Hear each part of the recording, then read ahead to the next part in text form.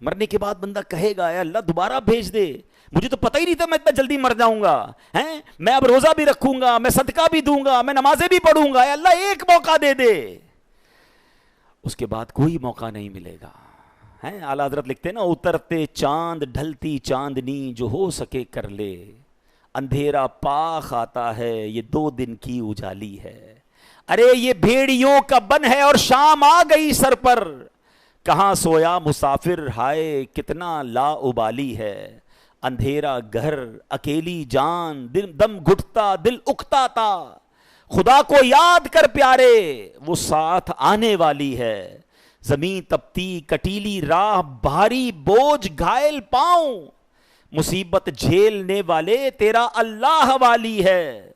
نہ چونکا دن ہے ڈھلنے پر تیری منزل ہوئی کھوٹی، ارے او جانے والے نیند یہ کب کی نکالی ہے۔ ہم سب دنیا میں جانے کے لیے آئے۔ میں نیو کراچی میں گیا، میرا بیان تھا وہاں پر۔ بیان کے بعد مجھے لوگوں نے کہا کہ پاس ہی ایک گھر ہے اور وہاں بڑی جوان موت ہوئی ہے، والد صاحب کو صبر ہی نہیں آ رہا ہے، آپ تھوڑی دیر کے لیے چلیں دعا کر دیں گے ان کو کچھ تسلی ہو جائے گی۔ یقین کریں اس وقت میں آپ سے بات کر رہا ہوں نا، اس نوجوان کا چہرہ میری آنکھوں میں گھوم رہا ہے۔ پتہ ہے اس کی عمر کتنی تھی؟ وہ 20 سال کا بھی نہیں ہوا تھا، 19 سال اور چند مہینے کا وہ نوجوان تھا جس کا انتقال ہوا۔ اس کے والد بھی موجود تھے، اس کے دادا بھی موجود تھے۔ میں اس گھر میں ملنے گیا، آپ یقین کریں جو ان کی کیفیت تھی، پتہ وہ کیا کہتے تھے؟ میں نے کہا کیسے انتقال ہوا؟ وہ کہتے یہ نوجوان صرف 2 دن پہلے بیمار ہوا، بخار ہوا۔ ہم نے کہا نارمل سی بات ہے، گھر میں دوائی دے دیتے ہیں ہم بخار میں۔ اگلا دن اس کا چہرہ پیلا پڑنا شروع ہو گیا، ہم سمجھے پیلیا ہو گیا ہے، علاقے کے ڈاکٹر کو دکھانے گئے کہ جناب کوئی تھوڑی سی دوائی دے دیں، جوائنٹس لگ رہا ہے۔ شام تک اس کی طبیعت اتنی بگڑ گئی کہ ہم پھر کسی بڑے ہاسپٹل میں لے گئے۔ ہاسپٹل والوں نے کہا طبیعت سیریس ہے، راتوں رات اس کو ہاسپٹل میں ایڈمٹ کیا اور اگلے دن اس کا وصال ہو گیا۔ ہم نے جتنے ٹیسٹ کروائے، وہ کہتے ہیں جو ٹیسٹ کی رپورٹیں تھیں نا وہ بھی نہیں آ پائیں۔ بندے کے انتقال کے 3 دن بعد ٹیسٹ کی رپورٹیں آ رہی ہیں کہ بلڈ میں یہ پرابلم ہے، وہ یعنی اتنا بھی ٹائم نہیں ملا ہمیں کہ ہم اس کی ڈائگنوز کر سکتے کہ اس کو پرابلم کیا تھا۔